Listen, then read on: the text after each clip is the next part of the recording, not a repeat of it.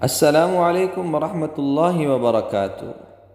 دوستوں، امید کرتا ہوں آپ سب خیریت سے ہوں گے، اور دعا ہے اللہ تعالی ہم سب کی پریشانیوں کو، مشکلات کو اور بیماریوں کو دور فرمائے۔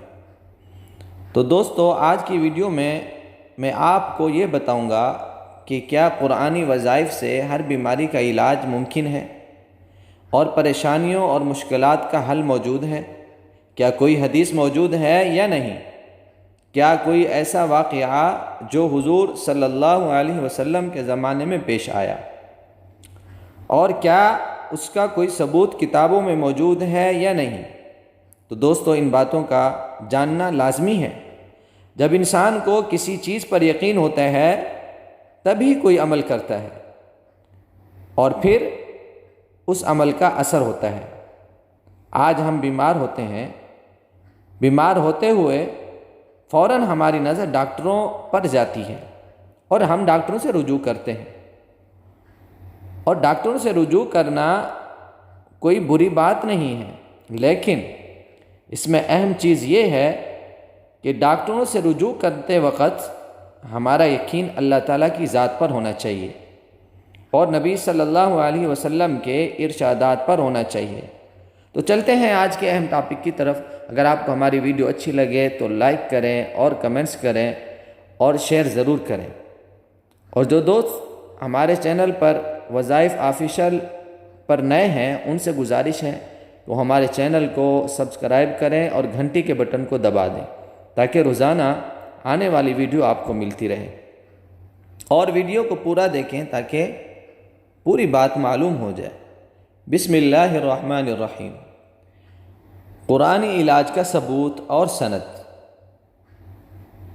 قبل اس کے کہ ہم قرآنی علاج اور وظائف کا آغاز کریں، بہتر ہوگا کہ اس کی اسناد سے متعلق کچھ ضروری باتیں قارئین کے گوش گزار کر دیں، تاکہ انہیں اس تعلق سے کوئی الجھن نہ رہے اور وہ پورے انہماک اور یکسوئی کے ساتھ اس کی قرات اور سماعت کریں، اور بإذن اللہ اپنی پریشانیوں اور دکھوں سے نجات پائیں۔ تفسیر اور حدیث کا ذخیرہ کھنگلانے کے بعد اندازہ ہوتا ہے کہ ان میں خدمت خلق کے پیش نظر جادو ٹونا، اعصابی خلل، زمینی اور آسمانی حوادث اور جناتی اثر اور نظر وغیرہ دور کرنے کے تعلق سے بہت سی دعائیں اور آیات وغیرہ بیان کی گئی ہیں۔ انہی میں ایک وہ 33 آیات والی مشہور حدیث بھی ہے، جسے حدیث کی بہت سی کتب میں درج کیا گیا ہے، اور جس پر ہر دور میں مشائخ اور اکابر نے عمل بھی کیا ہے۔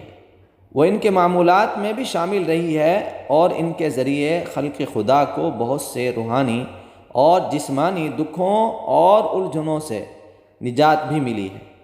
قرآنی علاج کے ثبوت والی وہ حدیث سیاہ ستہ میں سے ایک اہم کتاب سنن ابن ماجہ کے حوالے سے ہم یہاں نقل کرتے ہیں۔ بسم اللہ الرحمن الرحیم۔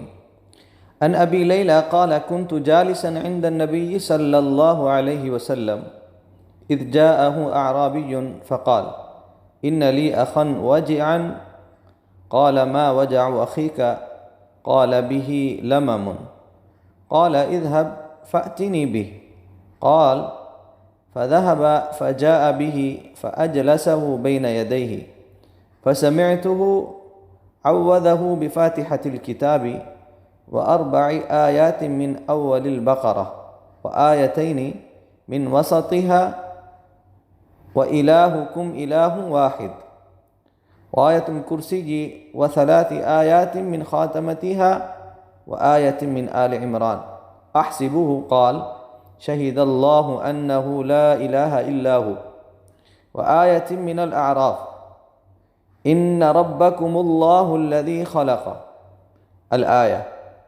وآية من المؤمنين ومن يدع مع الله إلها آخر لا برهان له به وآية من الجن وأنه تعالى جد ربنا ما اتخذ صاحبة ولا ولدا وعشر آيات من أول الصافات وثلاث آيات من آخر الحشر وقل هو الله أحد والمعوذتين فقام الأعرابي قد برئ ليس به بأس، سنن ابن ماجہ۔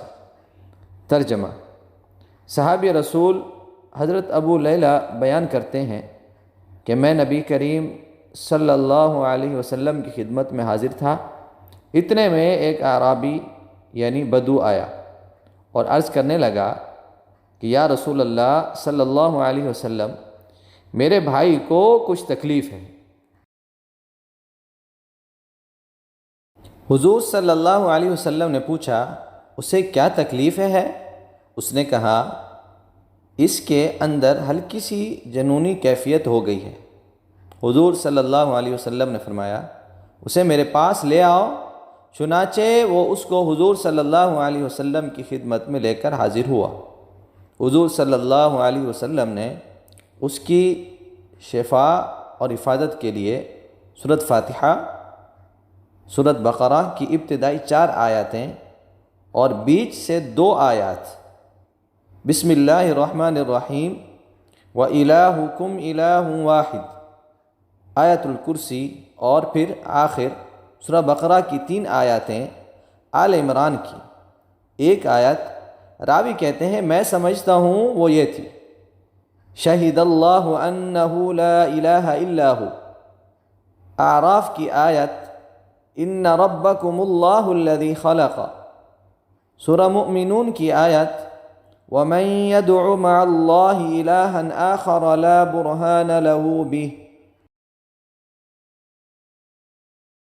اور سورہ جن کی آیت بسم اللہ الرحمن الرحیم وَأَنَّهُ تَعَالَى جَدُّ رَبِّنَا مَا اتَّخَذَ صَاحِبَةً وَلَا وَلَدًا۔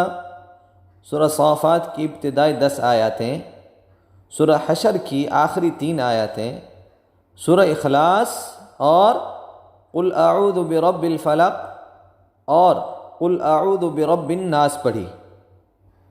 حضور صلی اللہ علیہ وسلم کا پڑھنا تھا کہ وہ شخص اٹھ کر ایسے کھڑا ہو گیا جیسے اسے کبھی کوئی تکلیف ہی نہ تھی۔ تو دوستو، آج کی ان معلومات سے ہمیں اس چیز کا یقین ہو چکا کہ وظائف سے انسان کی بیماریاں اور انسان کی مشکلات اور پریشانیاں دور ہوتی ہیں، لیکن شرط یہی ہے کہ ہمیں جب بھی بیماری یا مشکلات یا کوئی تکلیف پہنچے اس وقت سب سے پہلے ہمیں اللہ تعالیٰ کے احکامات اور حضور صلی اللہ علیہ وسلم کے ارشادات کی طرف رجوع کرنا چاہیے، اور یقین اسی اللہ کی ذات پر ہونا چاہیے۔ تو پھر انشاءاللہ تعالیٰ ان وظائف کا فوراً اثر ہوگا۔ اللہ تعالیٰ سے دعا ہے اللہ تعالیٰ ہم سب کو ان پر عمل کی توفیق عطا فرمائے۔